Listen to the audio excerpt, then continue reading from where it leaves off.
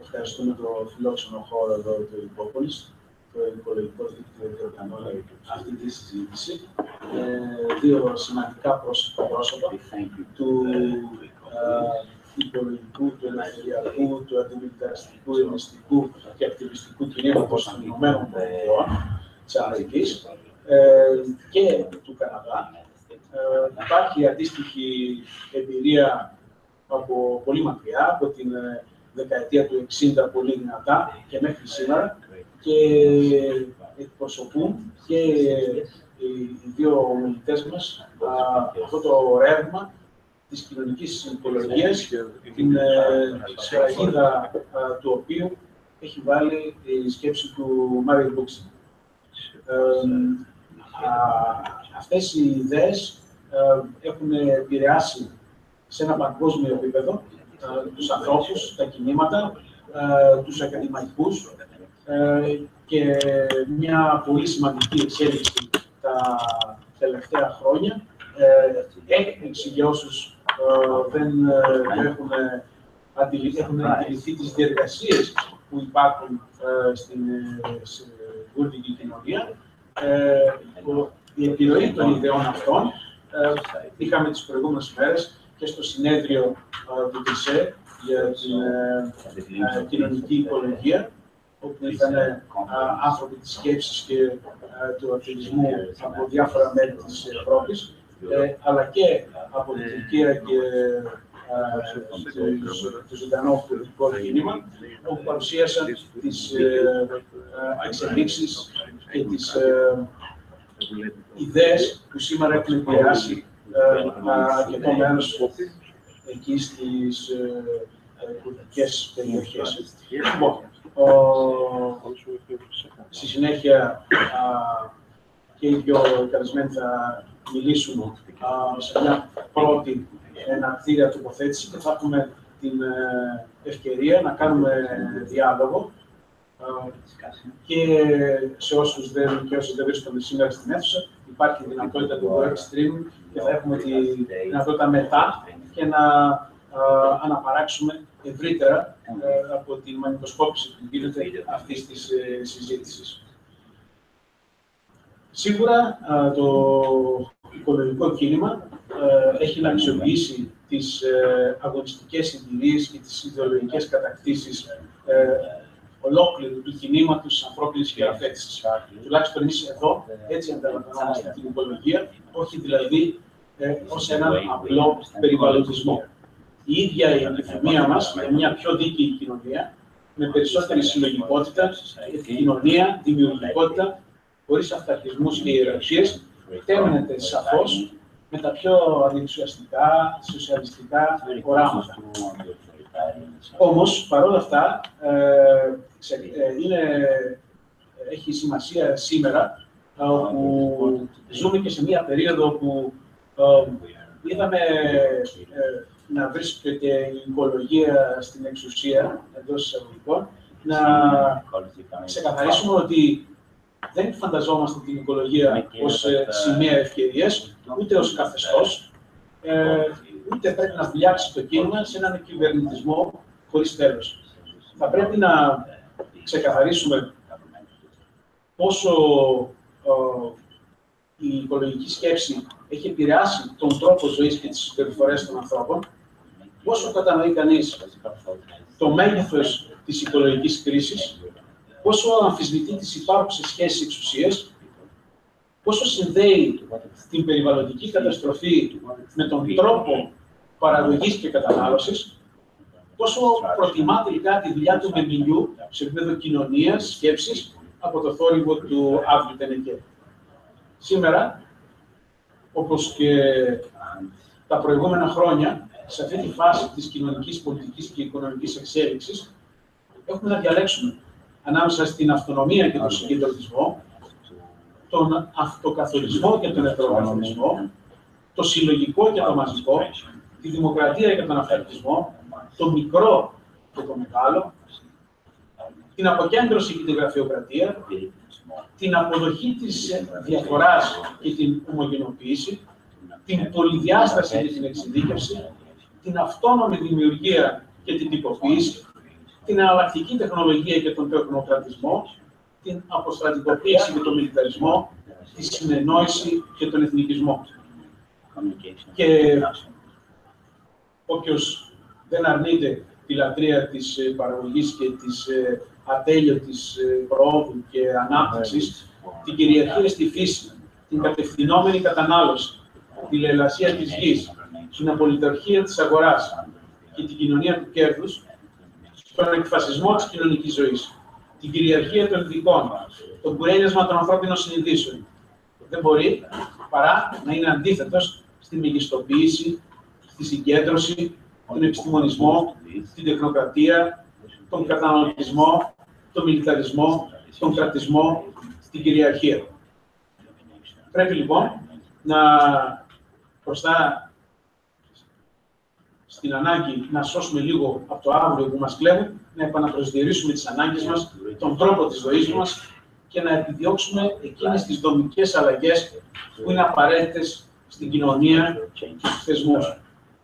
Και πρέπει να αμφισβητήσουμε έμπρακτα την κυριαρχία του ανθρώπου πάνω στον άνθρωπο, του άνδρα πάνω στη γυναίκα, των αναπτυγμένων πάνω στις υποανάπτυξη χώρες, στο λεγόμενο τρίτο κόσμο, των κρατών πάνω στις μειονότητες, της κανονικότητας πάνω στις ιδιαιτερότητες, του φυσιολογικού πάνω στο αποκλίνον. Χρειάζεται δηλαδή η ανάδυση της οικολογίας, του οικολογικού κινήματος, στο κοινωνικό έδαφος. Χρειάζεται δηλαδή άμεση οικολογική δράση, συνεργασία πάνω σε συγκεκριμένα προβλήματα και βεβαίως περιβάλλοντος, αλλά και παιδείας, πολιτισμού, εργασίας, χειραφέτησης δικαιωμάτων και συνάντηση πάνω στο έδαφος των ζωντανών πρωτοβουλειών, στο έδαφος των αυτοδιαχειριστικών προσπαθειών, των εγχειρημάτων κοινωνικής αλληλεγγύης και οικονομίας, των κινήσεων γειτονιάς, ώστε να μπορέσουν να αποκτήσουν ευρύτατη κοινωνική απεύθυνση. Το Οικολογικό Δίκτυο θέλει να δώσει αυτή την έμφαση στο ξαναζωντάνεμα του κινήματος και την ανάπτυξη της κοινωνικής συνείδησης. Χρειάζεται δηλαδή ξανά κινηματική αναφορά και εμπλοκή, χρειάζεται ένα κοινό πολιτικό σχέδιο ταυτόχρονα με ένα ιδεολογικό, αξιακό και ηθικό έργο. Βεβαίως, στη σημερινή εποχή δεν μπορούμε να μην διαλέξουμε πλευρά. Γι' αυτό και πιστεύουμε ότι η οικολογία δεν μπορεί παρά να είναι βαθιά αντικαπιταλιστική. Ταυτόχρονα με την ανάγκη ρήξης με την αναπτυξιολαγνία, που είναι σύμφυτη με τον καπιταλισμό. Γι' αυτό και υποστηρίξαμε το σύνθημα «Οι άνθρωποι και το περιβάλλον πάνω από τα κέρδη» και συμμετείχαμε σε όλες τις κινητοποιήσεις και υποστηρίζουμε την αντίσταση στην ελεύθερη παγκοσμιοποίηση. Θέλουμε έναν ριζικό μετασχηματισμό των τρόπων ζωής και κατανάλωσης, αλλά και της κοινωνικής μας οργάνωσης. Βεβαίως, αυτό σημαίνει και μια μείωση της υλικής παραγωγής και της κατανάλωσης. Και βεβαίως, αναρωτιέται κανείς, είναι δυνατόν σήμερα, στην Ελλάδα της κρίσης, που πολλοί δεν έχουν τη δυνατότητα να βιοποριστούν? Κι όμως, η οικολογία υποστηρίζει ένα πνεύμα βαθιάς εθελοντικής λιτότητας. Γι' αυτό και βλέπουμε θετικά την αποανάπτυξη, που αυτό δεν σημαίνει ότι θέλουμε φτώχεια και μη εθελοντική λιτότητα, αλλά στην ουσία αυτό σημαίνει ρήξη με τον οικονομισμό και με τα ίδια τα αίτια της κρίσης, και όχι μόνο με τα συμπτώματα της εξάντλησης του κυρίαρχου συστήματος. Χρειαζόμαστε λοιπόν να συγκροτήσουμε και να εμπνευστούμε από ένα νέο ουτοπικό όραμα. Όπως έχει πει ο Μάριο Μπούξιν, δεν φτάνουν οι μικρές αλλαγές. Χρειαζόμαστε να αλλάξουμε ολόκληρη τη δομή της κοινωνίας. Να μπορούμε να ζούμε σε ισορροπία με τη φύση, ακριβώς επειδή θα ζούμε αρμονικά μεταξύ μας. Να πάψουμε να ενδιαφερόμαστε μόνο για το κέρδος. Να ξαναφτιάξουμε τις πόλεις μας. Να ξαναφτιάξουμε νέους θεσμούς στη θέση όσων παλιό δεν μας κάνουν. Να αναζητήσουμε νέα τεχνολογία, λιγότερο βλαβερή. Πάνω απ' όλα όμως, να εξαλείψουμε το σημερινό συνολικό σύστημα της κυριαρχίας. Με αυτές τις πρώτες εισαγωγικές σκέψεις, δίνω το λόγο στον Δημήτρη Ρουσόπουλο. Ευχαριστούμε που είναι εδώ και ευχόμαστε μια καλή συνέχεια και πάνω απ' όλα καλές κινηματικές προσπάθειες. Να είστε καλά.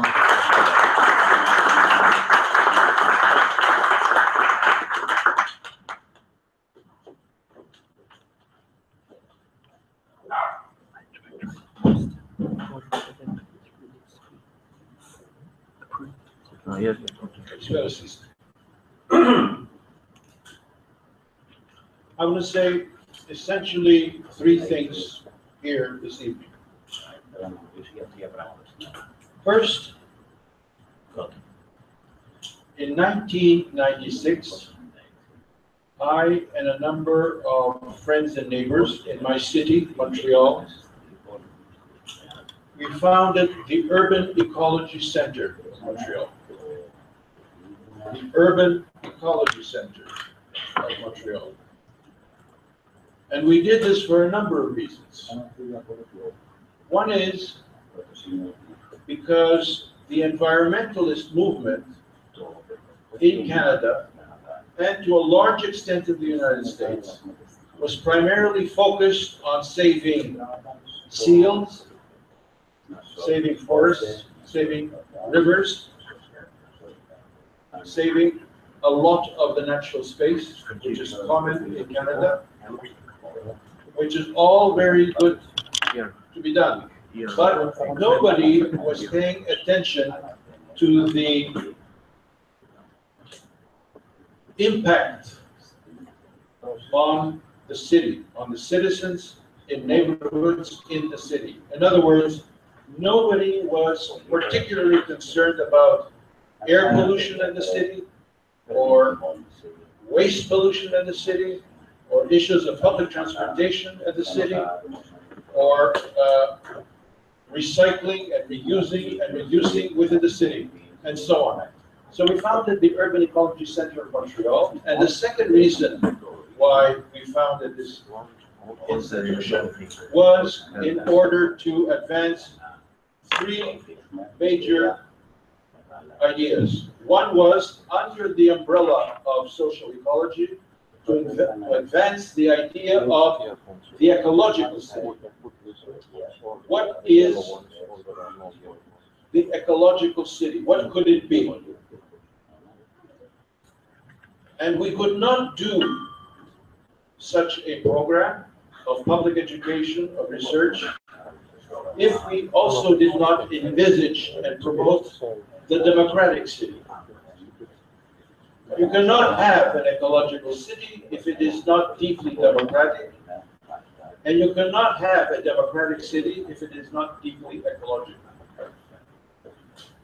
And so we undertook an educational campaign with educational programs, using speakers, seminars, workshops, films. We used all the pedagogical tools to develop a consciousness amongst the citizens of our center city and of Montreal as a whole.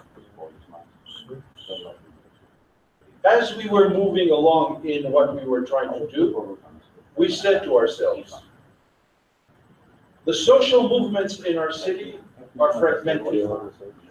One movement works here, another movement works there, and there is hardly any interconnection between these movements. So in February of 2002, I heard for the first time about the World Social Forum, which was to take place in Porto Alegre in southern Brazil.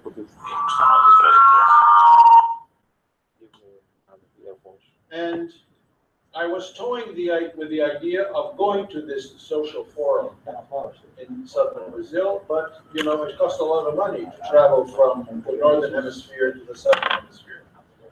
And the money was not necessarily available. Anyways, I consulted a number of people, including a person who I knew well then and now, Noam Chomsky, and he said to me when I asked him, Noam, should I go to the World Social Forum and how can I finance it? He said, Dimitri, you should go and we can help raise the money for the expense of going there. And so I went, and there I learned something quite extraordinary. I learned two things. One is, when I arrived in Porto Alegre, in southern Brazil, I opened up the program, and for the first time I saw, and I've been to many international conferences, for the first time I saw a program that related the local with the regional with the global, and the global with the regional and the local. In other words, it was not a program that divided things without any bridges between them. And I found that idea programmatically expressed in workshops and in panels and roundtables very interesting indeed. The second thing that I learned from Porto Alegre is that because a certain left had taken over the city, the mayor and the city council, they introduced a radical new idea. They introduced the idea of the participatory budget. That is to say, how can citizens, ordinary citizens, participate in establishing the economic priorities of their city? The municipality has the budget. Well, who's going to decide how that money is going to be spent? And the new city of Porto Alegre opened up the door to citizen participation. It was a gradual evolution in terms of participation, because a lot of people said, there's something strange about politicians asking us how to spend public money, even though the public money comes from their pocket. There's something strange here. But after several years of public education, where people saw the pragmatic and practical approach of them participating and deciding how money should be spent in their neighborhood, how money should be spent in their city as a whole, they gradually entered the process. And today, in 2016, they're over 2017, there are over 240 cities across the world that have a participatory budget in one form or another. Not in Greece, of course. We'll get into that. So, I came back to our city and I said, we have to have a social forum. We have to start that process in Montreal. And so, in 2001, we organized in June of that year a first citizen summit, subtitled "The Future of Montreal." We opened up the whole question to all the social movements, and we invited them to come in and to participate in the discussion of how they envisaged collectively, how they envisioned the transformation of the city of Montreal. It was a big success. Many interesting things took place. But at the end of the 2.5-day summit, we, the organizers, were exhausted.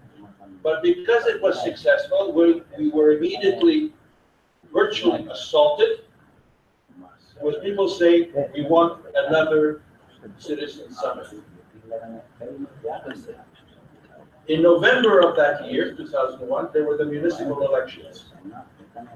And during the municipal elections, the leading candidate for mayor, the leading party that seemed to have the most promising possibilities for being elected, committed itself to have a Montreal citizen forum. And so they were elected. And in fact, in January, when they took power, they immediately started the process of an official Montreal social forum. I cannot go into details of what they did and how they did it. That's a whole separate discussion. But we in the social movements were, of course, very suspicious that even the good politicians would actually implement something that we were promoting. So we decided to have a second a citizen summit, and it was scheduled to take place in March of that year, of 2002. At that second citizen summit, a very innovative idea was put forward by citizens who participated from the social movement. What they put forward is the whole concept of human rights and the city. We have the Universal Declaration of Human Rights, adopted by the General Assembly of the United Nations in 1948. In Canada, we had, under a Liberal Prime Minister, a Charter of Rights and Freedoms. Our section of Canada, called Quebec, the province of Quebec, had its own Charter of Rights. But we, the citizens of Montreal, we also had the need for specific rights as citizens. And so out of our second citizen summit, I was mandated to go to the official summit and say, look, we want to have a charter of citizen rights. And I will tell you, the politicians, what that consists of. We want to know publicly, visibly, very clearly, what the city of Montreal assumes as its responsibilities to the citizens of Montreal. What is it that you actually are prepared to admit are your responsibilities, and how are you going to go about doing it? So again, not to make a long story short, the idea remarkably was accepted by the official summit of the city of Montreal. And I was elected to be the president of the Montreal Task Force to put that whole idea and other democratic tools into place. And I remember the new mayor of Montreal invited me to his office after I was elected, and he said, I don't know you personally, Dimitri Roussopoulos, but I know that you're a person of considerable abilities, and here on my desk is a very thorough report on you, put together by the police and other security services, to tell me what you're all about. And I read it very carefully. But I want you to do that anyways. I want you to proceed with this program put together by your workshop and your citizens forum. And so we embarked on this adventure with the support of the mayor, a progressive mayor. And in 2006, a charter of Montreal rights and responsibilities was adopted by our city council. Our city council has 103 members. And I brought with me the Greek translation of that charter, because it has been translated into 8 different languages, all to be found on the website of the city of Montreal. This charter, dear friends, has been endorsed by UNESCO. They consider it a major step forward in the democratization of public and democratic life in the city. It has been adopted, a version of it has been adopted by the city of Gwangju in South Korea, a major city full of rebels, and Mexico City in Mexico, and other cities. And it has some very important features to it. What is most important about this charter is, as I said, it admits to you and to you and to you what my responsibilities as a politician, as a member of city council, as the mayor of the city, what my responsibilities are to you. And it's written in a very clear language. One of the rights in his document, which is a law, is that the city of Montreal, dig this, can never privatize the water system of the city. Never. It is forbidden, it is impossible. How do you like that? Wouldn't you like to have that clearly engraved in stone in the city of Thessaloniki? So this is one of the many rights that the city of Montreal, City Hall admits is its responsibility towards you as citizens. It admits what it is responsible for in the area of housing, in the area of public transportation, in the area of the environment, and so on and so forth. A very important document. But for me, at the core of that document, under the chapter Democracy, is that it recognizes the right of citizens to participate in the development of the public policies of the city of Montreal. You know, here as well as elsewhere, including my city, you are invited to vote for the mayor and to the city council every 4 years. That's it, that's all. And in some cities, like my own, they also invite you to come to public meetings organized by the city to be consulted about this and about that. Consultation is one thing, participation is quite another. So under the chapter of democracy, there is the citizen right to initiative, which means that if you and I as citizens collect a certain number of signatures, we can initiate a process which forces the politicians. I like that word, forces. They have no choice. It forces the politicians to have an authentic, open public consultation on traffic questions, on pollution questions, on housing questions, on a whole range of rights that are in the charter but are not sufficiently developed or implemented. And it gives you and me the right to form a policy and to say to the city, this is what we want. This is the conclusion of our public consultation. And two very successful public consultations were the result of the citizens' initiative. One is when a movement of young enthusiasts, young militants, initiated a petition to get a public consultation, forcing the politicians to have it, by collecting almost 30,000 signatures to have a public consultation on the need for urban agriculture in the city of Montreal. The second citizens' initiative, which was also successful, was to outline the obligations, the responsibilities of the city of Montreal in the area of climate change. What can the city of Montreal do concretely in the area of climate change? So these are two very important, these are some very important democratic tools that I and my colleagues who work together have pioneered in the city of Montreal. And the last document that I will show you is a fantastic exhibit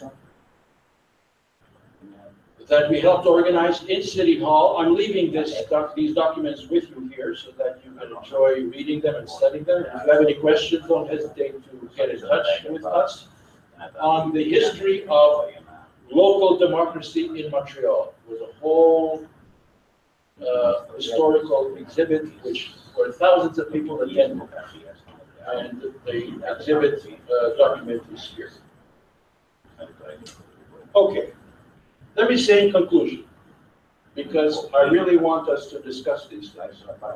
Let me say in conclusion that all of you here today are very lucky. You're very lucky, not because you came to hear me or you came to hear Dan or Michali, but you're very lucky because on the back table, there are books there that cannot be found anywhere in Greece except here tonight. And that wonderful young man there with the red shirt will offer you the books at an interesting discount, because we're all short of money. The first book is on participatory democracy. It explains the theory of participatory democracy, and it explains the practice of participatory democracy, including concretely what happened in the city of Porto Alegre. Okay? Very worthwhile going through. Michalis has not read it yet. Never come to another meeting where he's speaking unless he promises, he tells you publicly that he has read this book. The second book is on the rise of cities. Now, cities are suffering most acutely by two very sharp phenomena. One is massive and insane urbanization. The cities spread out and out and out and out, and they go up and up and up and up and up, and so on and so forth, and the quality of life goes down, down, down. Phenomenon of urbanization. And the second phenomenon is, of course, migration. Thousands upon thousands of people are leaving their native lands, and they're flooding into the northern hemisphere cities, and the cities are busting with refugees and with immigrants. I know that thanks to the election of Donald Trump, thousands of immigrants have left the United States and crossed the Canadian border illegally to escape his hatchet and come to another political space. So this deals with that kind of phenomena. And lastly, two other books. One is the most important political book, in my judgment, that Murray Bookchin, the founder of social ecology, wrote, and that is Urbanization Without Cities. What is urbanization? What is a city? And interestingly enough, at the end, he even proposes a new municipal agenda for change, the kind of change that Michalis was talking about in his introduction. And finally, the pioneers of ecological humanism. And the chapter by Brian Morris, especially on Murray Bookchin, is absolutely brilliant. Brilliant! He was at our conference, and he described what is in this chapter, and we had one reaction to what he said. It was beautiful. It was poetry. So these four books I recommend to you, and you're welcome to look at them. You're welcome to touch them, and you're also welcome to buy them. Thank you very much for your attention.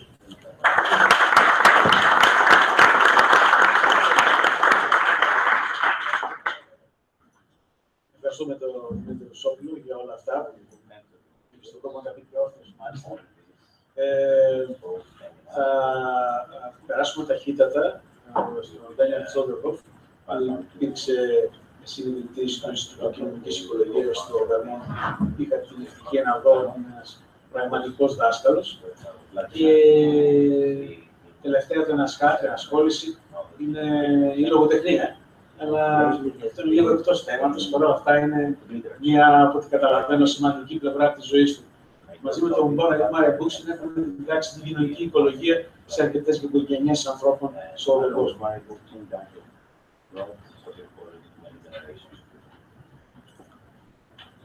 Thank you, Michele, and thank you all for coming tonight. I appreciate it very much. The theme tonight is cities, and as we explore that theme, I want to bring to you the vision of social ecology, the urbanism first put forth by Murray Bookchin, which Dimitri has referred to, and talk a little bit about the theory and the ideas, and then talk about some personal experiences that I had in a community that tried to put these ideas into action. I think, first of all, we have to recognize that Bookchin's ideas and the notion of a city in which town and country are in harmony, an ecological city, is one that has a deep history and a rich history, and it's worth understanding and studying that history. If we look at the actuality of cities, it's really only in the modern era with the rise of capitalism that the balance between town and country, the integration of city life and rural life has fallen apart. And we live in an era in which, of course, urbanization is rampant. We're paving the fields, we're turning green spaces into parking lots. We are creating massive cities which have really denatured the notion of city itself. Because cities historically were places of community. They were places where people came together, places that expanded people's freedom. The city, the modern city, of course, first emerged in the early part of the Middle Ages, around the 9th century. And at that point, cities were, the saying was city air is free air. This was the era, of course, of feudalism. But if you were a serf and you could find your way to a city and you could live there for a year, you could gain your freedom. So that notion of cities as the arena of freedom is really something which we are losing. We have largely lost. Cities now have become places not of community, but places of anonymity, places of anonymity, places of separation. And in order to create a truly ecological city, the first thing that we have to do is recreate community. We have to recreate connections between people which are real and which are based on where people live. So, turning back to history for a moment, we can see whole tradition in city planning, which I would term the utopian tradition. And Michele referred earlier to the utopia of social ecology. But I have to express that it is the utopia not of cloud cuckoo land, not of the unachievable fantasy, not of lakes of lemonade, as Charles Fourier suggested, but rather it is the utopia of possibility, of utopia which represents a qualitatively different form of life, but one which is within our grasp, one which is based in real existing potentialities that are there, that are a part of our heritage as humanity, and which can be actualized through our actions. So this has to be a point of hope for us. We have to maintain what Ernst Bloch calls the principle of hope, the understanding that in fact we can dramatically transform our conditions and create our own utopias. This tradition of utopian planning can be traced back to really the earliest utopian writers. But it finds its fullest expression in people like Peter Kropotkin, his work Fields, Factories, and Workshops Tomorrow, where he envisions ecological communities in which town and country are in harmony, in which the city, in fact, and the countryside are melded together in ways that allow for a very rich and varied social life. We can see that tradition carried on, though denatured, in the work of people like Ebenezer Howard, who wrote a book called Garden Cities of Tomorrow, in which he envisioned cities which were qualitatively different from the cities that he saw emerging, of course, back in the 19th century in his native England, where industrialization was rampant and the life of people in cities was becoming increasingly degraded, where the first kind of awareness of problems of pollution and that nature were coming to the fore. We see it finding further expression in the work of people like Lewis Mumford, who was a very significant figure in ecological humanism, who was writing, starting in the 1930s, wrote a classic work called The Culture of Cities, in which he traced the evolution of cities. And he pointed out that this integration of town and country, the ecological nature of cities, was really what cities were all about. And we've lost all of that. So there's a history there that we can learn from. Social ecology has a vision of cities which is articulated in a pretty clear way. And I have to distinguish this from what often passes for the greening of the cities today, because what we're seeing today, of course, as in all realms of social life, is the corporatization of cities, the control of cities by financial interests and real estate interests, which determine the course of our neighborhoods and our communities, which has little room for the kind of cultural diversity and ecological diversity that a truly ecological city has to contain. The vision that I would put forth is a utopian vision. It's one in which, in fact, green spaces, food production, energy production, things which are often externalized in cities, are brought back into the cities. But most importantly, they're brought back into the cities in forms which are humanly scaled, which are decentralized, and which allow for the democratic control of all aspects of a city's life, and that control through directly democratic forms. Bookchin, in one of his earliest works, wrote about the people's planning process, which he witnessed in Berkeley, California in the 1960s, where people in neighborhoods came together, not experts, not city planners, not architects, but regular citizens. And though they drew on the expertise of the experts, they envisioned for themselves a very different way of life, in which rather than individual yards in the city of Berkeley, they tore down fences. They created open green spaces. Instead of growing lawns, they grew food. They envisioned all of this, and they tried to make it a reality. So this is the kind of framework that I think we need to begin to think in terms of. We need to really transcend the given. We need to develop a utopian vision which can guide us in our everyday actions. We're not going to achieve it immediately, but unless we have that vision, and unless it's a very clear vision that we can articulate to ourselves and our neighbors and the powers that be in the city, we'll never achieve it. And that vision is very important because it gives us, first of all, a point of inspiration.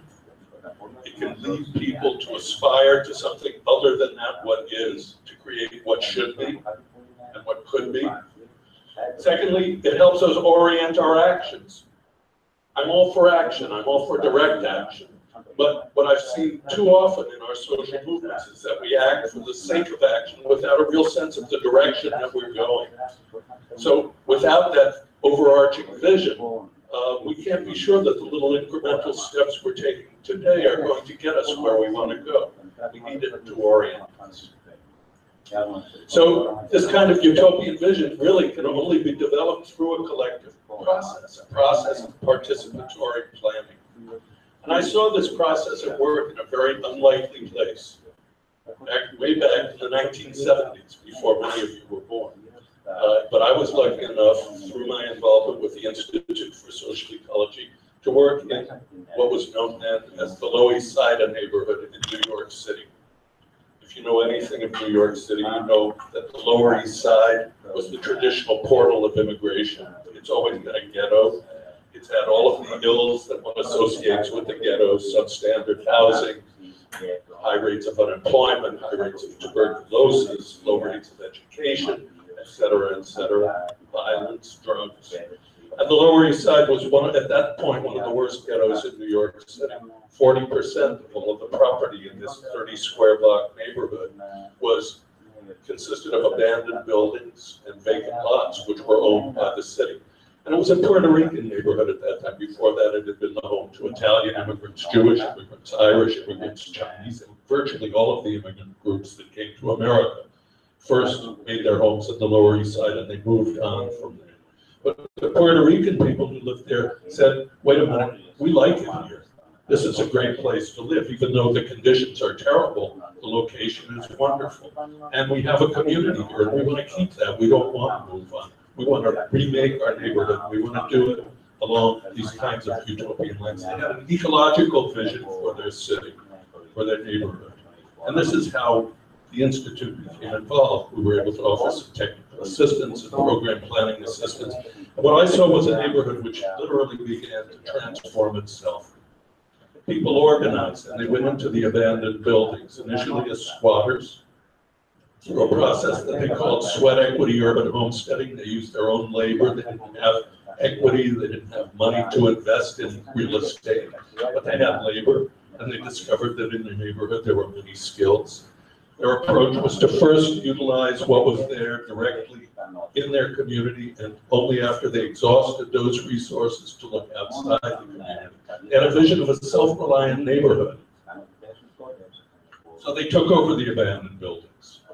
They rehabilitated them using their own labor. They were able to hustle building materials where they could, find a little bit of financing from sympathetic cooperatives, et cetera, because at this point the banks redlined this neighborhood. They wouldn't lend any money, certainly not to the squatters. And they created decent housing for themselves.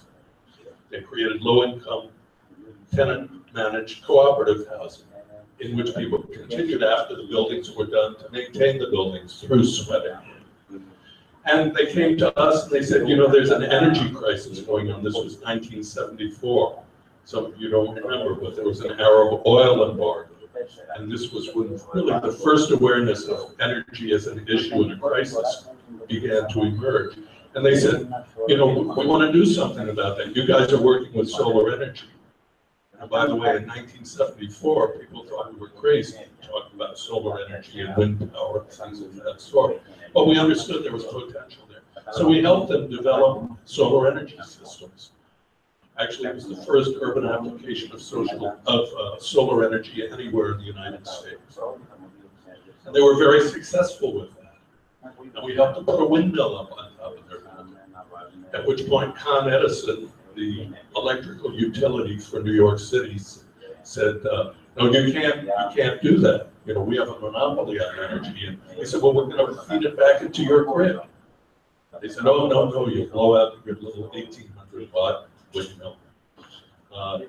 And we took them to court, actually, and won the case, 519 East 11th Street versus Con Edison, and set a precedent, a legal precedent, which said they had to purchase the energy that we produced from us. And that legal precedent actually set the groundwork for the whole independent power industry in the United States today, which is now a multi-billion-dollar industry. That's not what we envisioned. That's not what we wanted. What we wanted were to create a self-reliant basis in this community where people could produce their own energy and where they could grow their own food. So they went into the vacant lots. We did soil tests. We discovered that the soil was terribly polluted with lead and other kinds of toxics that wouldn't allow us to grow food there. So we built raised beds, and we ground up the bricks from the abandoned buildings that had collapsed in these lots and mixed it with manure that we got from the Bronx Zoo and created our own soil and started growing food and created rooftop greenhouses and fish farms in the basements of those buildings as well. And along with this, of course, there was a tremendous political upsurge, a sense of pride and a sense of community. People, instead of referring to the Lower East Side as Alphabet City, avenues A, B, C, and D, they called it Lower East Side, which is the Hispanicization of Lower East Side.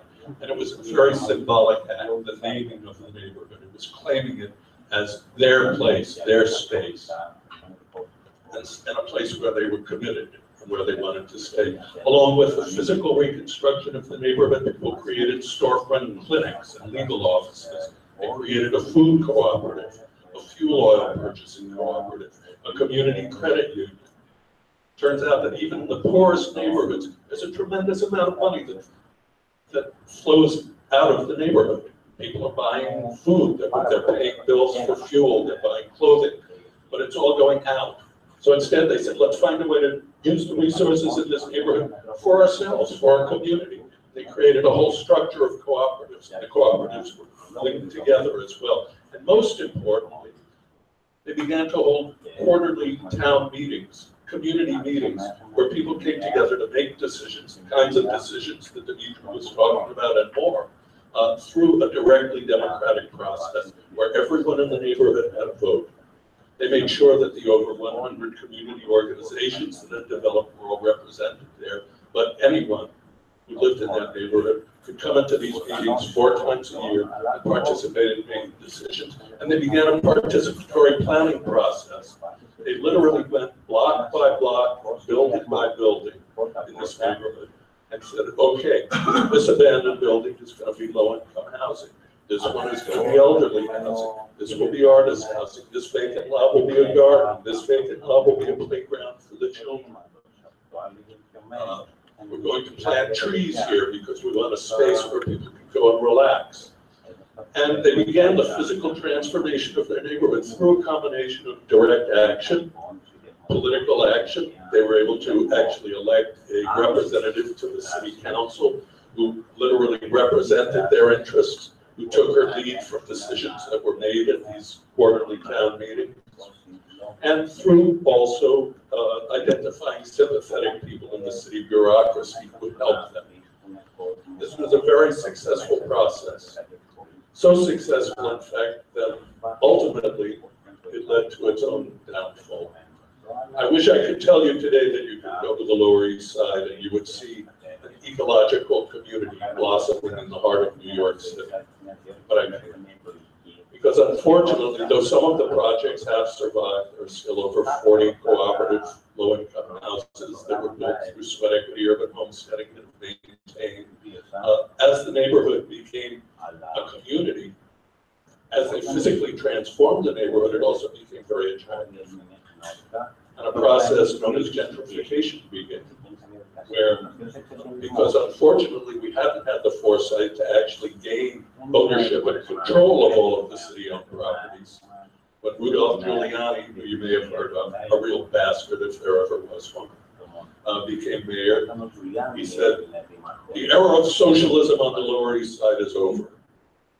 And instead of allowing people to squat in the buildings and then turning over legal title to them for $100 or $100 a unit, he said, we're going to auction these buildings off. And the real estate speculators started circling around. I saw a building on Avenue C which sold for $30,000, and then 6 months later it sold for $120,000, and a year after that it sold for $1 million. And the gentry started coming, and initially as slum little clubs started popping up. the anarchists, the punks, started coming in also. This was part of their scene. And as a result, there was a subtle shift that began to occur in the neighborhood. And ultimately, of course, it became a place where only wealthy people could live, unless you were lucky enough to live in one of these cooperative buildings that have been established. So there's a lesson there. There are several lessons. There is certainly a lesson regarding the need to be aware that gentrification is a real threat. But more importantly, I think the lesson is that people acting on their own through direct action, animated by a utopian vision, and armed with an ecological sense of their community. And it was an ecological process. It was ecological in the sense that it was holistic, that they didn't just think about housing or just think about schools or just think about healthcare. All of the issues were seen as interrelated. They understood that they had to act on many fronts simultaneously. Very important. And the fact that the town meetings, this was a neighborhood with a population of 30,000 people, not huge by New York City standards, but still an awful lot of people if you think about it, the process of direct democracy, where people can actually make the decisions that affect their lives. But it worked, and it is possible. And I take a great deal of inspiration from that. And I would suggest to you that it is a process that can be replicated virtually anywhere. I look around Thessaloniki, I was just looking out the window here, I see a lot of properties that seem to be unused, that seem to be abandoned. I know that the crisis has hit hard in Greece, and I know that in fact there has been a grassroots response to the creation of community centers, cultural centers. We had our Visa meeting 2 years ago at a wonderful center in Patras that they had formed. But I would suggest to you that these are concrete actions that people can begin to take today. If we have a vision, if we have a sense of empowerment, if we empower ourselves, we can begin that transformative process today. And ultimately, if we don't, we're in big trouble, because the direction that urbanization is going today is leading us towards global warming. And we're in the midst of it. There are currently 3 active hurricanes in the Atlantic Basin, Caribbean Basin in the United States. The largest storm ever seen. It's just struck Florida. It was the size of the state of Texas. So the evidence is clear. Unless we act, and unless we act in significant ways, beginning today, things look pretty bleak. So I don't want to leave you with that. Rather, I want to end on a note that says, at the same time, this crisis represents real opportunities, because people are getting fed up with the status quo. People understand that neoliberalism and capitalism are inherently contradictory to an ecological society. And if we are to thrive as a species, if we are to achieve our potential as human beings, which doesn't rest in the acquisition of mere property, or rather in the fulfillment of our potential as members of a loving community, we need to act now, and we can. Thank you.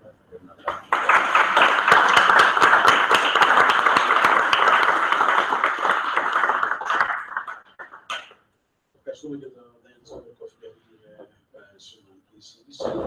Διάλογος, ερωτήσεις, τοποθετήσεις, σκέψεις. Λοιπόν, ανθρώπους που έχουν ασχοληθεί και με κινήματα και με σχετικές οργανώσεις κλπ. Λοιπόν, περιμένουμε. Δεν ξέρω, νομίζω ότι με ακούγες. Μιλάω στα ελληνικά, έτσι. Ναι, ναι.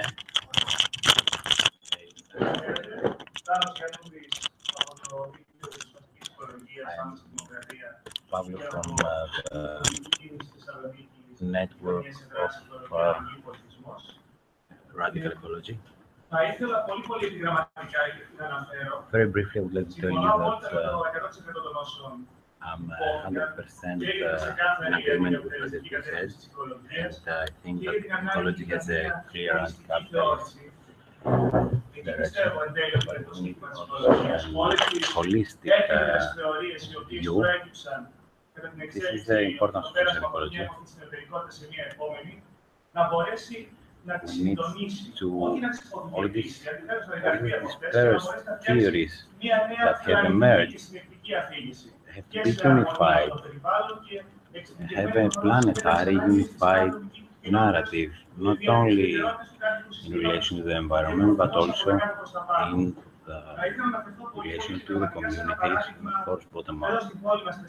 I'd like to mention an example in Thessaloniki of a movement that developed in the summer months as a municipal platform. We were involved in this. This was the effort of a big soft drinks company to start sponsoring public schools and substitute the state, also putting the school children in competition for who gets most votes. We saw that the children were never involved in the educational process for the state, and we saw them looking for votes on Facebook for their own school. We need to have the school constituted by the local community, by the families, by professors, by local communities. And in the evening, the school should be given to collectives, the urban farming.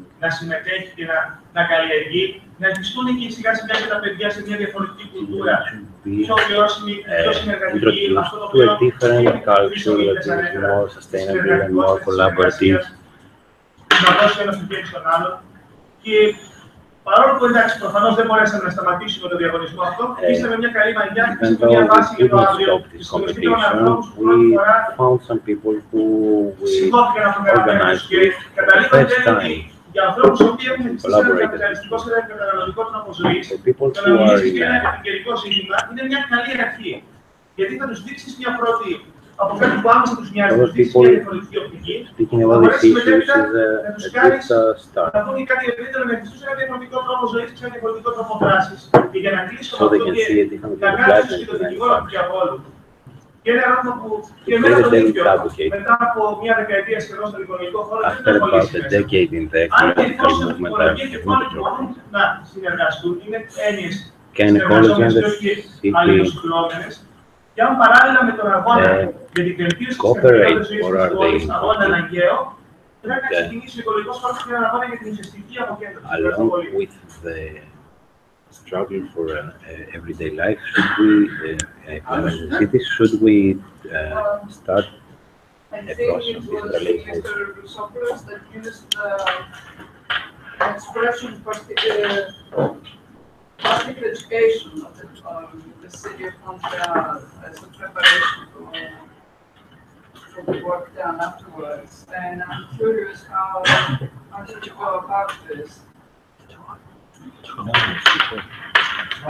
Well, first of all, education, including public education.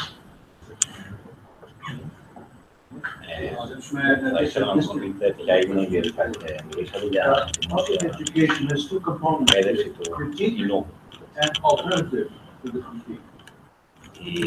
When people see contrast, you see a kind of interaction, dialectic between what is and what can be. And to me, that's the essence of education. And it's based and must be based within a framework of open democratic debate. One of the things that we are always emphasizing in our city and all other cities is the importance of public debate. And that's what you have to do here in this country. I am appalled, absolutely shocked every time I come here, and I come here quite often, on how all of you are obsessed with the national government and the national parliament. You really have to change that. Greece is the most centralized, one of the most centralized countries in Europe. Get rid of that, challenge that, debate it. And undertake an educational program which says The local is important. We have to understand our neighbors and our neighborhood and our city. That is the priority. And one of the biggest mistakes that was ever created politically in this country, and Tremopoulos is partly responsible for this big mistake, was the launching of a national Green Party. Big mistake. Big mistake. Get back to the grassroots. Get back to your neighborhoods. Get back to your city. Start from there and move into the institutions of political and economic power. Damn it.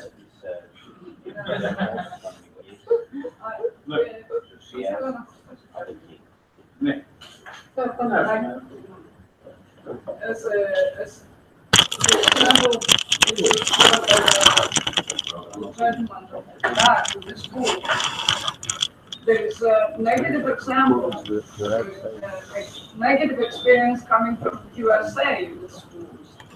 When community controls the schools, in the USA in the South, for example, there was the case in many schools they had forbidden teaching of Darwin's theory and things like that. I mean, participation of the people needs an education of the people, as you said, on how, in what direction to go. And that's a big issue. And I think that's the, no, this is, You're the one. Διάλογος δύο ατόμων δεν αφαίρεται. Είμαστε πολύ μαζί. Λοιπόν, μετά θα επανέλθουμε. I'm an urban planner and geographer. I'm trying to work through education in order to train youth on what active citizenship means and how we can activate the local community around public space in the neighborhood. And I'm trying this here in Thessaloniki. So what strikes me is that we might have a participatory planning up to a point. We are discussing a little bit about participatory budget, but it's on the clouds. What I'm missing, and I would like from your examples and experience, how do you manage with active citizenship? Because in both examples I heard that there were already active citizens in both cities who took on action on a neighborhood level. In Thessaloniki, and I think also what's happening in Athens is that we have, yes, groups who are fighting for a reason, for the water, for mining, for other reasons. But we don't have it on a neighborhood level. So how do you see this happening, and what were the reasons behind in your cities that prompted active citizenship on the neighborhood level? Μία ακόμη ερώτηση που τοποθέτηση και θα απαντήσουμε. Μία ακόμη. Αν υπάρχει, οκ.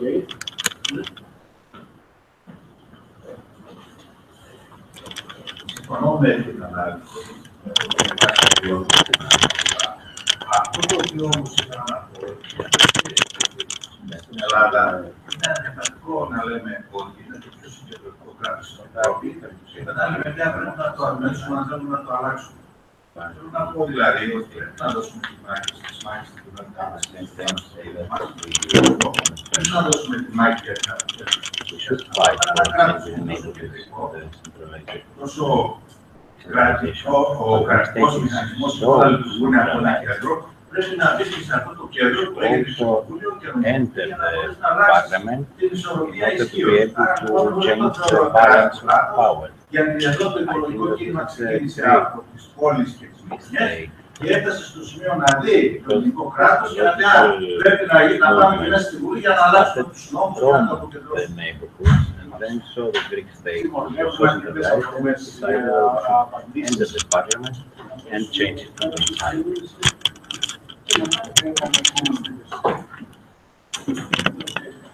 I'd like to address your question. We have to start where we live.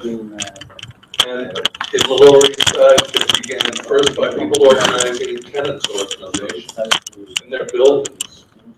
And they would use those organizations then to confront the landlords. And sometimes they would call a rent strike,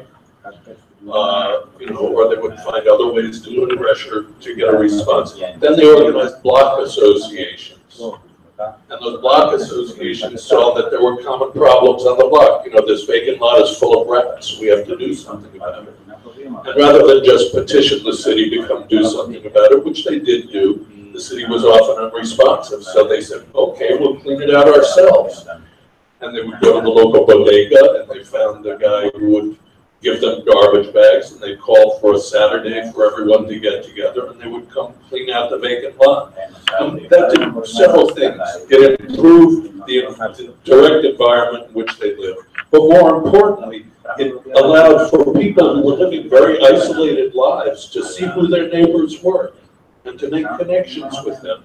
And then after they cleaned out the vacant lot, they would have a party there. You know, and they would cook and share food and talk and discover that there were commonalities. They also discovered, and this was important, that there were local traditions. You know, that these were mostly immigrants who came from Puerto Rico, and there were many communal traditions in Puerto Rico that people had practiced for hundreds of years in their villages, in their communities. When they got to the city, it broke out, so they reinstituted a lot of those traditions. And they found in their own history democratic forms of decision-making, which they then transformed and applied in the new context of their neighborhoods. So it really began in very simple ways.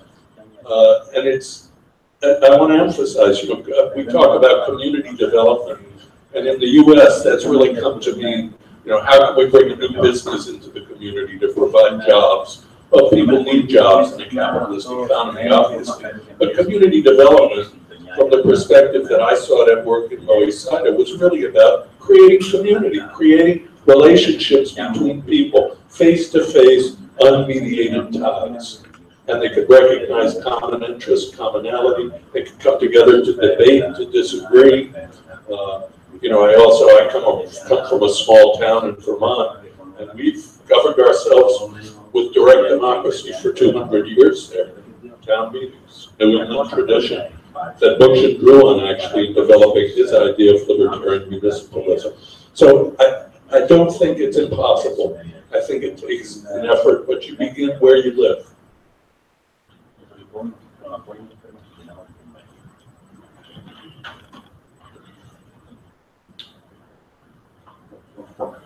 Your question, your concern.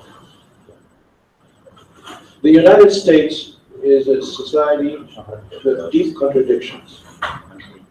True, the educational systems that have been put in the southern part of the country have blended in with racism and xenophobia and so on and so forth. In part, there are other parts that are not like that. In the northeastern part of the United States, however, there are schools and colleges that have the most radical form of educational programs. And that is because in the United States, one of the, I mean, it's very rare, by the way, I hope this thing was not recorded, but it is, unfortunately. It's one of the few things that I will say that is complementary, unconditionally complementary about American society. One of the assets of American society is that there is no form of state-imposed education from alpha to omega. There is great diversity there. States are allowed to be diverse for good or for bad. Cities are allowed, city schools are allowed to be diverse for good or for bad. There is a diversity here. And I'm not sure that the so-called values of a state-imposed educational program, a program that is designed by a number of bureaucrats in the Ministry of Education and told everybody has to study the same thing, is necessarily a democratic advantage. I don't believe so.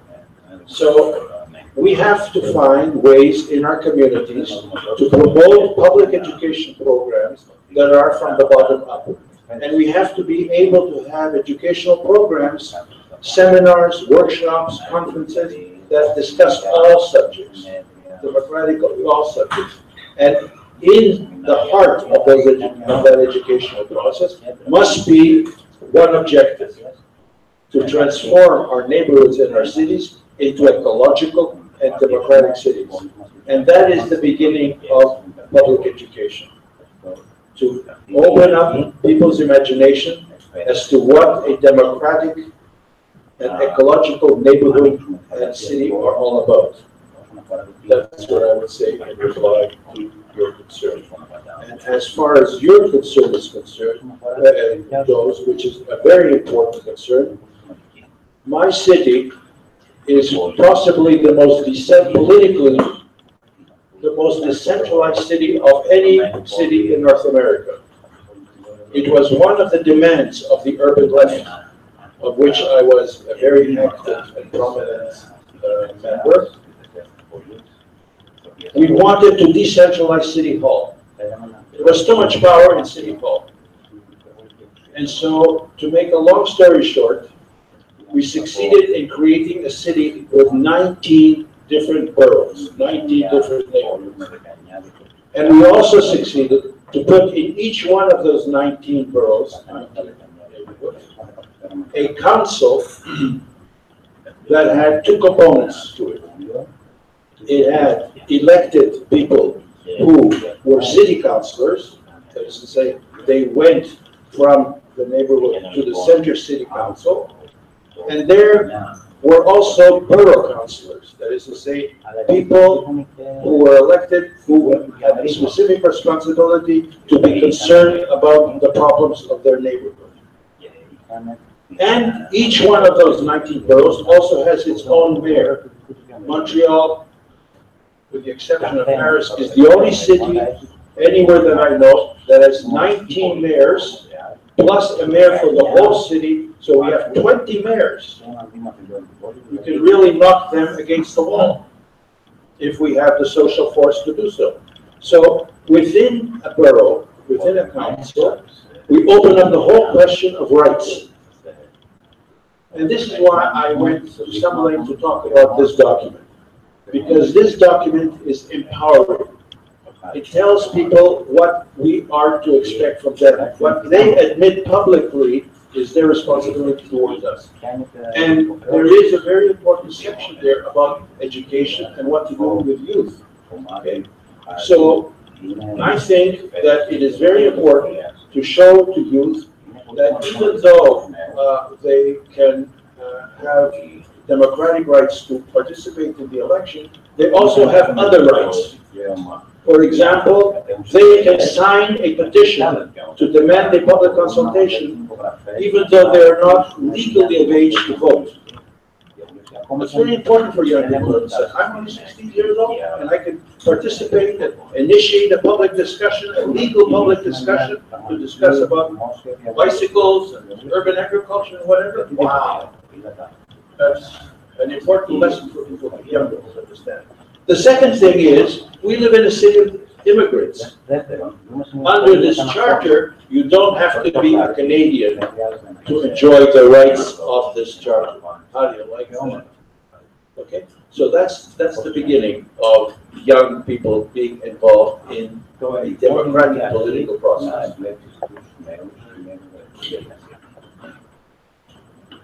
I think you raised an important point.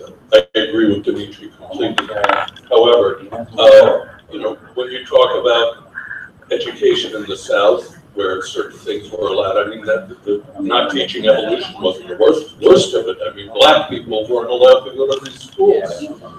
So this whole question of decentralization and local control has to also be rooted in a process of public education and some kind of a charter or a constitution that spells out rights to ensure that local communities can't deny the rights of others. And it's going to take a change in consciousness if we are to succeed in creating an ecological society. And that kind of education occurs in many different ways.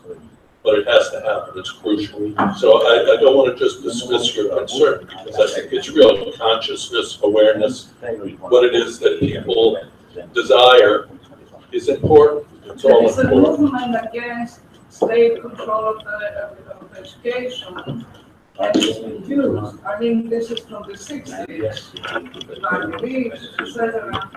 But I don't know if you got a point that capitalism or whatever you can call it, if they use this right to educate yourself or your kids as a way of giving vouchers And, you know, if you have a mass of people without anything, we can employ them, and the person gets a voucher to send to any private school that will take this voucher. You know, it becomes like who can take care of the weak. You know, it's eating each other. You know, it destroys the little bit of culture we have achieved under this horrible condition. We have the same thing. And that's why you find me careful, because by saying this, you know, they start under these sayings. They try to push underneath this, using it as a cover, other things that they are disasters. And this happens in many other things, with ecology or with progressive leftist movement. And we have to be aware of the two things. You know, as you said about the low side, you know, you had centrifugation moving in. Berlin, you know, I noticed that they are talking with, you know, people I talk to, friends I talk to them, they talk about gentrification. They fight block from block to save it. So, sorry for this. Λοιπόν, ποιος άλλος θέλει να κάνει μια παρέμβαση? No. I have two questions to ask. One thing is to ask, I learned a couple of years ago that there were a law that they wanted to pass in America, the Alimentarius Code, if you've heard of it. And I wanted to ask if you're aware and if you know if it has passed in America. Because it's this code that's referring to not letting common people cultivate their own food. This will prevent any kind of urban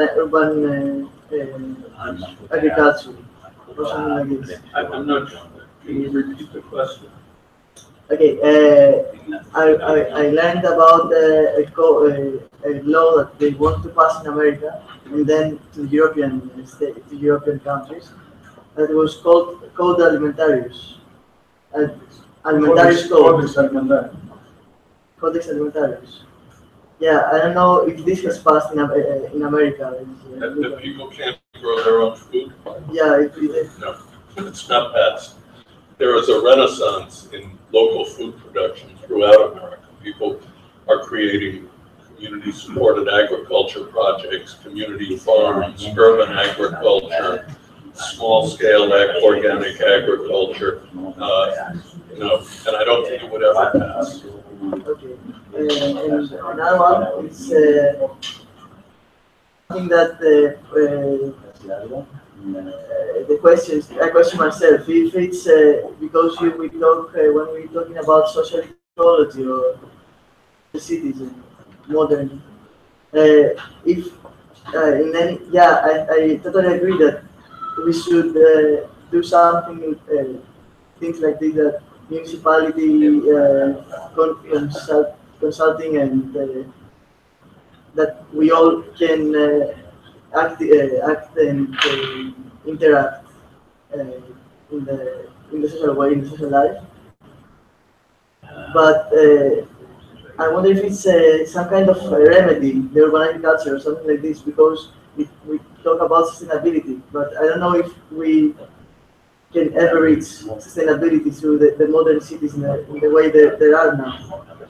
They exist. Υπάρχει κάτι άλλο για να τα ομαδοποιήσουμε και να τα αφήσουμε μαζί, μάλλον για να το κλείνουμε σιγά σιγά. Ναι.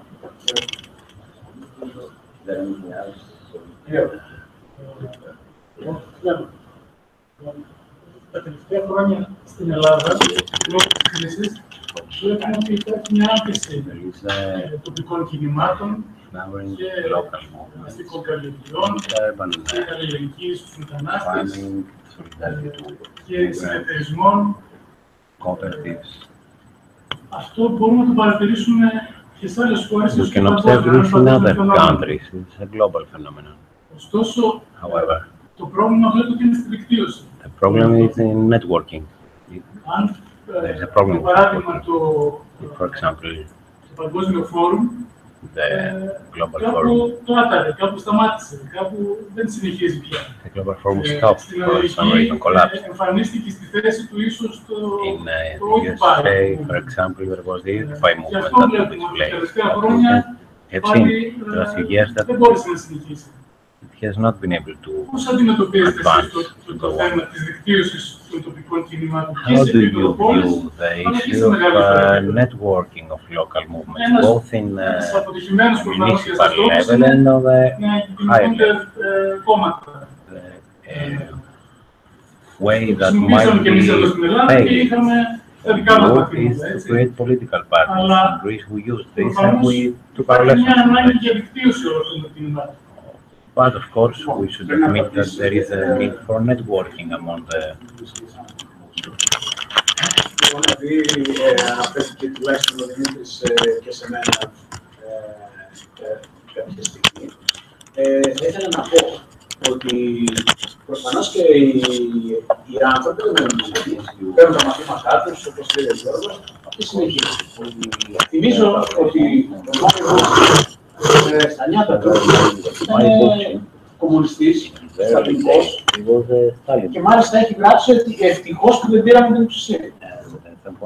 Στη συνέχεια έγινε τροτσκιστής, μετά αναρχικός και τελείωσε την κοινωνική οικολογία, ακριβώς γιατί από την αρχή της δεκαετίας του 60 είχε συνειδητοποιήσει ότι ο πλανήτης είναι συγκεκριμένος. Το συνθετικό μας περιβάλλον που έβγαλε πριν από την Rachel Carson, είχε μια πρωτοπορία στη σκέψη. Προσπαθούσε να δει ταυτόχρονα και τα κοινωνικά αίτια, και τα πολιτικά και τα οικονομικά. Αν δεν κάνεις μια συνολική αλλαγή και σε επίπεδο πολιτισμού και παιδείας, δεν μπορούμε να δούμε την αλλαγή, δεν μπορούμε να είμαστε η αλλαγή την οποία θα θέλαμε. Έτσι λοιπόν, δεν υπάρχουν δογματικές θεωρίες και εξαποκαλύψεως αλήθειες τις οποίες εμείς πρέπει να ακολουθούμε. Μάλιστα, όταν με είχε φιλοξενήσει στο σπίτι του στο Μόντρεαλ ο Δημήτρης Ρουσόπουλος, μου περιέγραψε ότι στο δωμάτιο στο οποίο έμεινα φιλοξενούσε τον Μάριο Μπούξη. Και κάποια στιγμή το βράδυ άκουσε μια φωνή Γιουρίκα. Έβρικα δηλαδή. Τι, διάβαζε τον Μπακούνιν, αν θυμάμαι καλά, και βρήκε μέσα ότι ο Μπακούνιν επέτρεπε τη συμμετοχή στις δημοτικές εκλογές. Λοιπόν, και σου λέει εδώ είμαστε, πάντα το ήθελα, άρα το λένε οι γραφές. Λοιπόν, αυτό είναι ένα μικρό παράδειγμα του πώς μπορεί κανείς και να βρει και να διαβάσει με διαφορετικό τρόπο τα ίδια τα κείμενα, αλλά και πώς η εμπειρία του τον έχει οδηγήσει κάπου. Μελέτησε την Ισπανική Επανάσταση, είδε ότι σε τοπικό επίπεδο ναι, υπάρχουν δυνατότητες κλπ. Αλλά εδώ βάζουν ένα άλλο παράγοντα στη συζήτηση. Μιλάμε για πόλεις. Ποιος είναι ο ορισμός της πόλης και ποιο το μέγεθός της, ποιο το άριστο μέγεθος. Κάποτε, στην αρχαία ελληνική δημοκρατία, λέγανε ότι η δημοκρατία μπορεί να εφαρμοστεί μέχρι εκεί που φτάνει η φωνή του ρήτορα. Έτσι. Αυτή είναι η δημοκρατία. Δηλαδή, μέσα σε ένα στάδιο 10.000, με καλή κατασκευή και ηχητική, η φωνή του ρήτορα μπορούσε να φτάσει άνετα. Σήμερα, με τις τεχνολογικές εξελίξεις, ποια είναι η φωνή του ρήτορα? Εμείς μιλούμε εδώ και μπορεί να μας ακούσει στη Νέα Υόρκη. Άρα λοιπόν, πρέπει να πάρουμε υπόψη αυτό το καινούργιο τεχνολογικό πλαίσιο και τα εργαλεία που μας δίνονται. Ύστερα, ποιες είναι πόλεις? Η Θεσσαλονίκη με το 1 εκατομμύριο. Λέμε για συμμετοχή σε πανελλαδικές εκλογές σε μια χώρα των 8,5 εκατομμυρίων. Πόσο πληθυσμό έχει το Μόντρεαλ, στο οποίο στις δημοτικές εκλογές συμμετείχε ο Δημήτρης? 4,5 εκατομμύρια. Το είδα τώρα στο χώρο. Λοιπόν, η Κωνσταντινούπολη είναι πόλη, η οποία έχει 18 εκατομμύρια. Δηλαδή, υπερδιπλάσια από την Ελλάδα. Εκεί επιτρέπεται να συμμετέχει κανείς στις δημοτικές εκλογές και σαν μια μικρή χώρα σαν την Ελλάδα δεν επιτρέπεται. Ποιες γραφές το απαγορεύουν αυτό? Γι' αυτό λοιπόν θα ήθελα να εστιάσουμε στην ουσία που για μένα είναι κοινωνική οικολογία που είναι στην ουσία και μια απάντηση ανθρώπων που είναι ευαίσθητοι στα περιβαλλοντικά ζητήματα, ζητήματα ποιότητας ζωής, της προστασίας των ζώων, των δικαιωμάτων. Και ταυτόχρονα τους λέει ότι κοιτάξτε, δεν μπορείτε να κολλάτε τσιρότα στο πληγιασμένο κορμί του πλανήτη. Πρέπει να δείτε τα κοινωνικά και πολιτικά αίτια. Και να μπορέσουμε να τα ανατρέψουμε. Να αλλάξουμε τον τρόπο ζωής, να αλλάξουμε τον τρόπο κατανάλωσης, τον τρόπο παραγωγής. Και αυτά είναι σημαντικά ζητήματα. Βεβαίως, υπάρχει και μια άλλη απάντηση σε αυτούς οι οποίοι λένε ότι η αριστερά που μιλάει στο όνομα της ταξικής πάλης. Ότι ο κινητήριος μοχλός της κοινωνικής πραγματικότητας είναι η πάλη των τάξεων. Έρχεται ο Μπούξιν και λέει, κοιτάξτε, πριν από την πάλη των τάξεων υπήρχε η ιεραρχία και η κυριαρχία της κοινωνίας και για να μπορέσουμε σήμερα να ανατρέψουμε αυτή τη λογική και το πώς αναπαράγονται τα προβλήματα, δεν αρκεί να καταργήσουμε τις τάξεις. Πρέπει, να έχουμε ως όραμα, πρέπει να δούμε την ίδια την κληρονομιά της ιεραρχίας και της κυριαρχίας, η οποία συνεχίζει να υπάρχει και μέσα στα κόμματα και μέσα στις πολιτικές και μέσα στις κοινωνίες, οι οποίες θέλουν να καταργήσουν το κράτος. Είχε φτάσει ο Μπρέσνεφ να λέει ότι θα φτάσει στο παλαϊκό κράτος, δηλαδή είμαστε λίγο πριν το καταργήσουμε. Έτσι. Αυτές λοιπόν οι αναλύσεις έχουν οδηγηθεί σε αδιέξοδο. Εκεί προσεγγίζει το οικολογικό κίνημα, κάνοντας δηλαδή αυτές τις κριτικές και πολλές άλλες φυσικά. Να κάνω και εγώ τη διαφήμιση μου. Έχουμε το μεγάλο βιβλίο του Μάρε Μπούξ, η Οικολογία της Ελευθερίας, πραγματικά μεταφρασμένο, στην πραγματική του έκδοση και όχι αυτή που έχει κυκλοφορήσει πριν από χρόνια που ήταν ένα συμπλήγμα άσχετων άρθρων. Λοιπόν, είναι εδώ και δείχνει τον πυρήνα των ιδεών της κοινωνικής οικολογίας. Φυσικά έχει διαφορετικές εκδοχές, τη φωτίζει ο καθένας από διαφορετική πλευρά. Αυτά ήθελα να καταθέσω, απολογούμενος, αλλά ταυτόχρονα και εξηγώντας για ποιο λόγο οι οικολόγοι εδώ στη χώρα μας δουλέψαν σε τοπικό επίπεδο, δουλέψαν σε επίπεδο κοινωνίας, δουλέψαν σε επίπεδο αυτοδιοίκησης, τουλάχιστον στη Θεσσαλονίκη, δεν ξεκίνησαν από πάνω με τα προς τα κάτω. Και είπαν κάποια στιγμή να συναντηθούν και σε ένα άλλο επίπεδο πολιτικό, εκλογικό. Πήραμε τα μαθήματά μας, πραγματικά η εξουσία διαφθείρει, πραγματικά η συμμετοχή στην κυβέρνηση δεν λύνει τα προβλήματα αν δεν έχει ισχυρή βάση, ένα ισχυρό κίνημα, πλειοψηφία στην κοινωνία. Αν δεν αλλάξει την κοινωνική συνείδηση, η πολιτική είναι ένα έδαφος κινούμενης άμμου που μπορεί να σε καταστρέψει αν δεν έχει ισχυρές αντιστάσεις.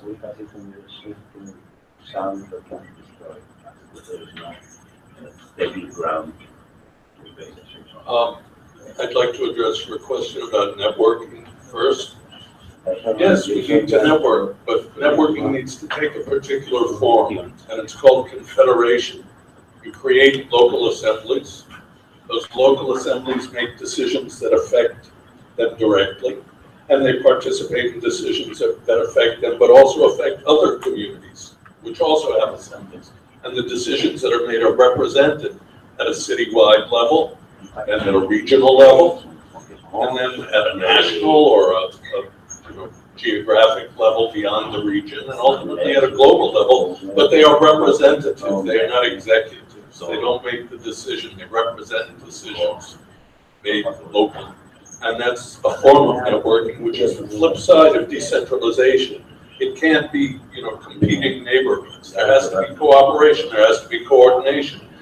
If we want a communication system, a transportation system, if we want some form of trade, which also addresses your question about food production in the city. It's true that given the huge populations that have accrued in cities today and the limited amounts of open space available, it's unlikely that any city today could actually become self-reliant in food production. But they can go a long ways towards it, and there are some very creative ideas out there that utilize new technologies that allow for vertical farms, for converting skyscrapers to incredible food production facilities, rooftop gardens, turning parking lots once you have a decent public transportation system and eliminate cars. You free up over a third of the surface area of a city if you get rid of cars, for example, and that land could be used to produce food. And when I was a kid in the 1950s, living in New York, I have to tell you that even then, in the 1950s, New York and its environs, its regions, produced a good percentage of its food. New Jersey, across the river, was called the Garden State. You go there now, it's all shopping malls and refineries and industrial facilities. There are hardly any gardens left. But it was a place where much of the food for New York City was grown. There were still dairy farms on Staten Island, and people were raising chickens and eggs in Brooklyn. And all of this can be done.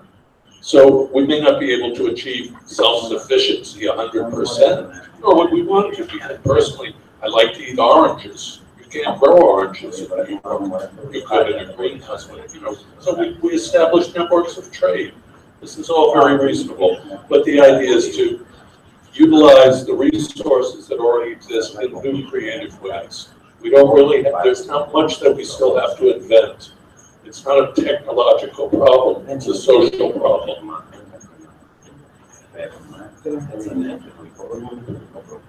I would like to answer your question, and I would like to answer your question, if I may. First of all, you are correct that sustainable development as an objective cannot be met by the cities of today. That's a fact.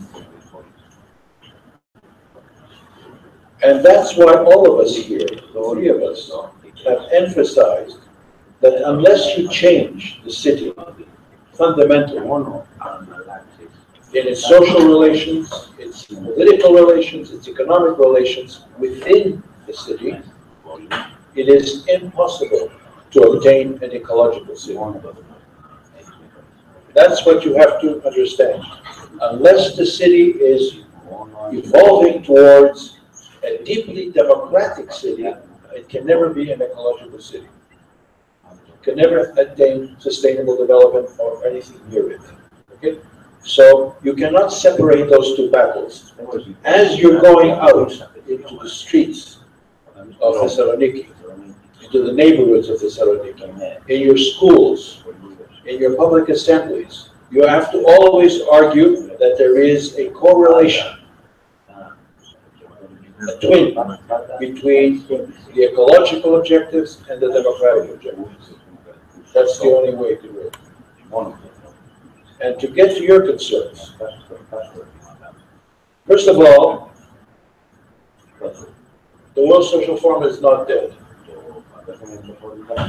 You may not read about it in Ecology or even in Είναι, but it is very much alive. It is not what it should be, and there are problems in it, but it is still going on. And their next big congress is going to take place in northern Brazil early in February of next year. If you scour the internet, you may actually find out more about it. That's number one. But that's not so important. What is important is to understand that ideas and movements rise and fall. And it's a natural process. You know why? Because the only institution that human beings have created that goes on and goes on and goes on and goes on and goes on is the Catholic Church. I don't know how they do it. It's a whole study in itself. But it started, and damn it, it never ends. But apart from that, all other human organizations rise and fall and evolve, as Michali said, in development. One of the most interesting new developments, which started in 2014 in Latin America, in Brazil specifically, is a new phenomenon, a new movement, a new federation of organizations called the Right to the City. The Right to the City. It has a platform. It is interconnected with all sorts of similar movements that are similar to it and fraternal and sorrow to it, but it is a growing movement, and like many good ideas, it moves from the south towards the north. And it is to be found now in the Northern Hemisphere. Last year I participated in a major European meeting in Barcelona, on the right to the city. And that is a very interesting movement which combines the right to the city with human rights in the city, and ecological and democratic sensibilities in the Global Charter. And it's a movement that has started from the bottom up and is sustained by a whole variety of very interesting and very dynamic people. You have to pay some attention. The other thing I want to say is that the occupied people who arose in Spain, for example, Barcelona, you know what? They didn't go home after they start leaving the public square. They formed municipal political parties, unlike here, where everybody disappeared. They formed municipal parties, and you know what? They took power. In Madrid, the mayor of Barcelona, a remarkable human being, she has taken the leadership in transforming the city, even though at the moment she is a minority. She and the party are a minority force in the city council. And you know what? They also gave power to Madrid. Another remarkable mayor, another remarkable human being, who happens also to be a woman, became the mayor of Madrid. And so on and so forth in Spain. And I'll tell you another story. All these cities in Spain who have come up from the grassroots, because Ada Colau, the mayor of Barcelona, she came out of the movement against the housing crisis that struck very profoundly Spanish society. She was a militant arrested by the police, a militant who worked for the right of people to stay in their homes against the big banks who wanted to take away people's ownership of their homes, whether to occupy their homes. She came up from the grassroots, a remarkable human being. I hope you invited her to Thessaloniki. And you know what? These Spanish cities have formed a league of radical cities. A league of radical cities. And last June of this year, they had a fantastic congress in Barcelona called the Organised cities, or free cities, or fearless cities. Fearless, thank you. Fearless cities. And people came from all over Europe to breathe the air of Barcelona and to breathe the air of the Spanish cities and to go home and to do the same damn thing. Were there any Greeks there? I doubt it. Yes, there was. Okay, good. That's important. And finally, I want to say that the Federation of Cities, the World Federation of Cities, has a commission called Participatory Democracy and Social Inclusion. And the head of that commission, the head of the person who worked to put all that together for the United Cities and local authorities, was one of our speakers just a few days ago at our social ecology conference here in Thessaloniki. And that organization has also promoted many important ideas. For example, a charter, a world charter, a European charter of human rights in the city. So there's a lot going on here. It takes various forms. Some of it goes up, some of it goes down. Be rest assured, like you and all the good people here, like me and Mikalis and Dan, we work 24/7. In body or in mind. Άλλος κανείς? Λοιπόν, αν δεν υπάρχει μια καλή στιγμή, να σταματήσουμε. Ευχαριστούμε. Σήμερα είναι επέτειος της 11ης Σεπτεμβρίου. Όταν κάποιοι πέσανε πάνω στους δύο με τους πύργους.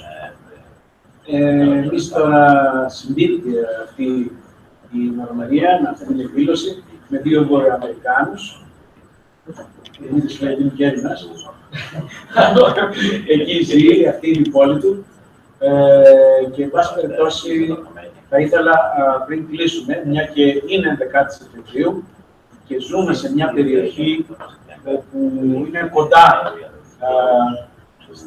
στη Μέση Ανατολή και επειδή ζούμε ταυτόχρονα στιγμές εθνικισμού, ρατσισμού, βλέπουμε χώρες να αρνούνται να δεχτούν τους πρόσφυγες του πολέμου. Many countries refuse to take in the refugees of war, since the West has part of the blame for many reasons. I would like to ask them for their explanation, ask our speakers for their explanations, which may be enriched with their experience of the speech of an important Kurdish woman speaker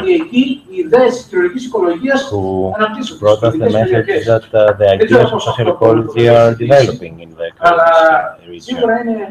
I don't know to what extent this will be a real solution for the area, but this is probably a ray of hope for this entire region.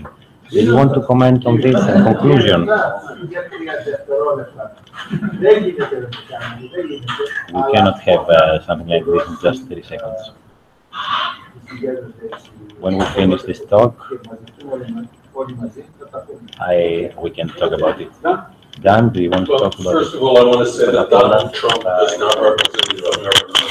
He represents 30% of the American electorate, which is 50% of people 21 and over in the U.S. So it's a small number of people who are racist and xenophobic. They represent a very real threat, however. I don't want to minimize that. And it's a terrifying development. And absolutely, the U.S. bears a great deal, if not the bulk of the responsibility for the refugee crisis today because of the imperialist actions of George Bush, his invasion of Iraq, completely unjustified, and he unleashed a situation that we're going to unfortunately be dealing with for many, many years to come, I'm afraid. And I wish I could tell you that the U.S. was about to open its arms to refugees. But in fact, Donald Trump just 3 days ago made a decision which is going to lead to the expulsion of 850,000 young people who were brought to America when they were children. Many of them don't know anything about the lands that they came from, and he's going to send them all away. So I can only apologize and tell you that we will do everything that we can to change that situation. Okay, now this is forcing me to give you a comment. I will say this very briefly. There is a part of the Middle East, northeastern corner of Syria, which is called Rojava. It's an extraordinary part of the world, not just of the Middle East. There are about 4 million people who live in Rojava. And in that society, my dear friends, there is an incredible mixture and tolerance of people who come from various ethnic groups and various religions. It is the one part of the Middle East that has a plurality that they respect.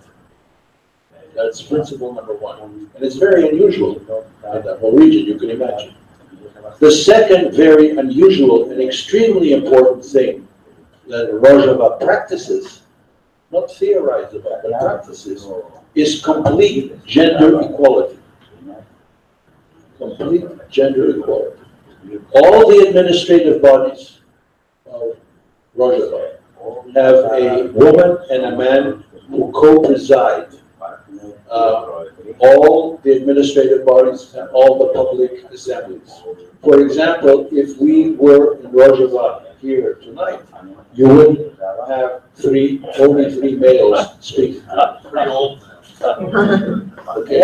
There would be a mixture here that would make it much more egalitarian and perhaps even much more interesting. So that's another very important principle in Rojava. The other important principle in practice in Rojava is direct democracy. In other words, the general assemblies of citizens of different genders and different ethnic groups and different religions have an open debate, an open educational process where they assume equal responsibility in the administration of things. Please inform yourself about Rojava. Please inspire yourself by an actual application of many of the principles of social ecology right there today. And please defend Rojava against all the interests that are trying to destroy it. They are at the forefront of defeating ISIS in the Middle East. One of the speakers in our conference, and again at the festival at the Aristotle University, said, when the women militias come to the lines of where ISIS is standing, the men of ISIS, the fanatics, drop their weapons and run away. You know why? Because if they are shot and killed by a woman, they will never go to heaven and have tea with the Prophet.